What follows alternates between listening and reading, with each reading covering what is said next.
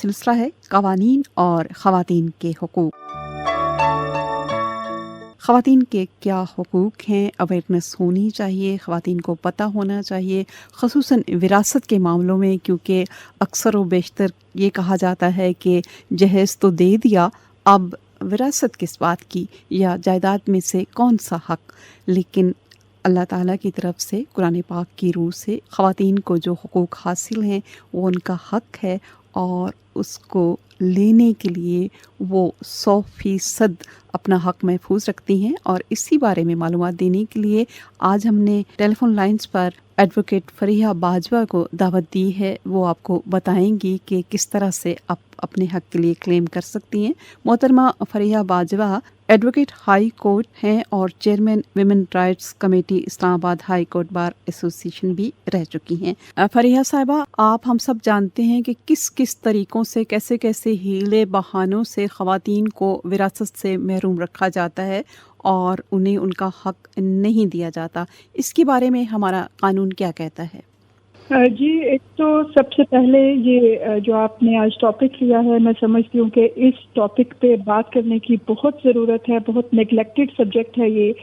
और फिर जो इस्लाम है और फिर जो हमारे जो लॉ ऑफ लैंड है और फिर जो हमारे कल्चर्स हैं, ये तीनों किसी जगह पे आके मुतसादम हो जाते हैं। मैं समझती हूँ कि चूँकि हम सब कॉन्टिनेंट में हिंदूज़ के साथ भी रहे, मुस्लिम्स थे, क्रिश्चियंस थे, सिख्स थे, तो हमने बहुत सारी चीज़ें हिंदुओं से भी अडॉप्ट कर ली। वरना इस्लाम जो है वो तो ऐसा मज़हब है जो जिसने सबसे पहले ख़वातीन को विरासत में हक़ दिया। बिल्कुल। ख़वातीन को उनके राइट से रोशनास कराया। मगरिब ने बाद में किया, इस्लाम ने पहले किया। लेकिन with the passage of time हमने कल्चर जो हमने अडॉप्ट कर लिया, उसमें हमेशा ये बात होती है कि ख़वातीन को उनके हक़ से महरूम कर देते हैं। कहते हैं जी 2-4 ट्रक जहेज़ दे दिया। और जहेज़ जो है वो विरासत का नेमल बदल नहीं हो सकता। और अगर हम कानून पाकिस्तान की बात करते हैं तो जो पाकिस्तान का आइन है 1973 का जो कानून है, वो उसका आर्टिकल 23 वो कहता है कि पाकिस्तान के हर शहरी को हक है, शहरी मतलब मर्द और औरत, उसको हक है कि वो प्रॉपर्टी रखे, एक्वायर करे, उसके नाम पे हो, डिस्पोज ऑफ करे। इक्वल राइट्स हैं, जो मर्दों के राइट्स है वही ख़वातीन के राइट्स है। ये तो हो गया हमारे कॉन्स्टिट्यूशन की बात कि वो हमें क्या राइट देता है, उसने तो हमें डिफाइन कर दिया। लेकिन जब देखा गया, ज़रूरत महसूस हुई कि ख़वातीन को बड़े हीले बहानों से, उनको ट्रिक के साथ आप साइड पे कर देते हैं, कभी इमोशनल ब्लैकमेल करके उनको कि जी आप भाइयों से हक ना लें, या कभी बाप ने ही जो है वो बेटियों को विरासत में हिस्सा नहीं दिया और अपनी सारी जायदाद जो है वो बेटों के नाम कर दी। जब इस किस्म के केसेस रिपोर्ट होना शुरू हुए तो पता चला कि हमारे कानून में तो ये कहीं मौजूद ही नहीं है कि अगर कोई ख़वातीन को विरासत से महरूम करेगा तो उनकी सज़ा क्या होगी। तो इस सिलसिले में 2011 में बड़ी एक लैंडमार्क लेजिस्लेशन हुई थी जिसे एंटी वीमेन प्रैक्टिसेस एक्ट कहते हैं।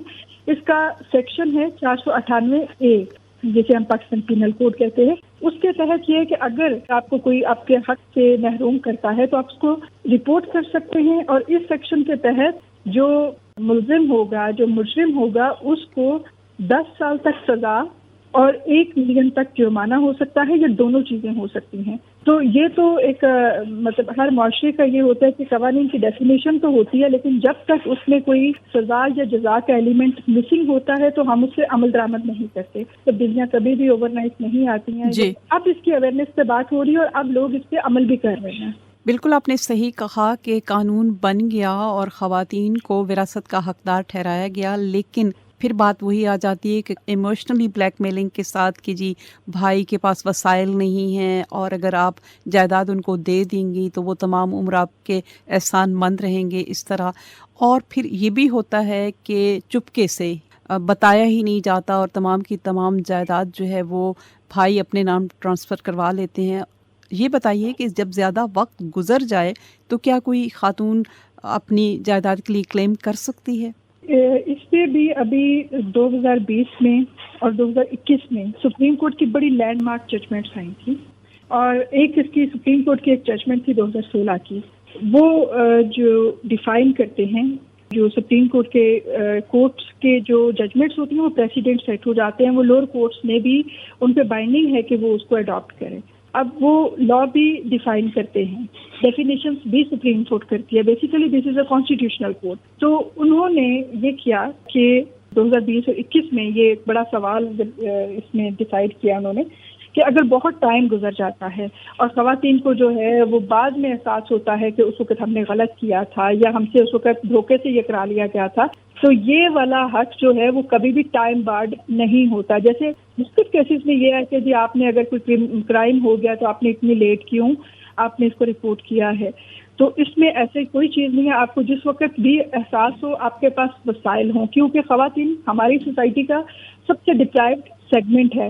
اگر خاتون کو پتہ بھی چل گیا کہ اچھا یہ میرے ساتھ زیادتی ہو گئی ہے تو اس کے پاس اتنے وسائل نہیں ہوتی ہیں کہ وہ کورٹ کچہری جائے, وہ وکیل کرے, وہ اپنے حق کے لیے آواز اٹھائے. تو اس لیے کہتے ہیں کہ جب اس کے پاس وسائل ہوں اور جب اس کے علم میں یہ بات آئے, چاہے وہ کتنی ہی پرانی, اگر 20 سال 50 سال بھی گزر گئے ہوئے ہیں, تو بھی کلیم کر سکتی ہے وہ عورت اپنی زندگی میں اپنے انہیریٹنس کا. اور اگر اس کے ساتھ تمام ڈاکیومنٹری ایویڈنس موجود ہو اور وہ ثابت کر دے کہ جی ہاں یہ میرے بھائی تھے, یہ ہماری وراثت تھی اور یہ ان کے نام پہ گئی اور مجھے محروم کر دیا, تو بھی کورٹ وہ میوٹیشنز یا وہ ساری ٹرانسفر کینسل کرے گی اور پھر خاتون کو اس کا حق دلوائے گی. سب سے بڑا جو بیریئر ہے وہ ہے خواتین کا کورٹ کی حد تک معاملات کو لے کے جانا. وہ کہہ دیا جاتا ہے کہ اگر تم نے کیا تو ہم سے تمہارا مرنا جینا ختم ہو جائے گا, یا پھر کئی دفعہ خواتین کرنا چاہ رہی ہوتی ہیں تو ان کے جو ہسبینڈز ہوتے ہیں یا ان کے سسرالی رشتہ دار ہوتے ہیں وہ اس بات پہ نہیں ان کو کورٹس میں جانے دیتے کہ نہیں دنیا ہمیں یہ کہے گی کہ ہم شاید بیوی کی کمائی یا بیوی کی وراثت یا اس کی زمین جائیداد کھانے کے چکر میں یہ سب کر رہے ہیں. تو خیر یہ تو میں کہتی ہوں نا کہ کلچرل بیریئر تھے اور ان کو ختم کرنا چاہیے تھرو دا پبلک اویئرنیس کہ اچھا یہ اگر ہوگا تو آپ کے پاس یہ ریمیڈی ہے. اور اگر آپ ٹھیک ہے آپ ویل آف ہے, آپ اپنے بھائیوں کو اپنی خوشی سے دینا چاہتے ہیں, تحفہ کرنا چاہتے ہیں اپنے والد کو, اپنی بہن کو, اپنی کسی کو بھی, تو آپ تو پھر کر سکتے ہیں.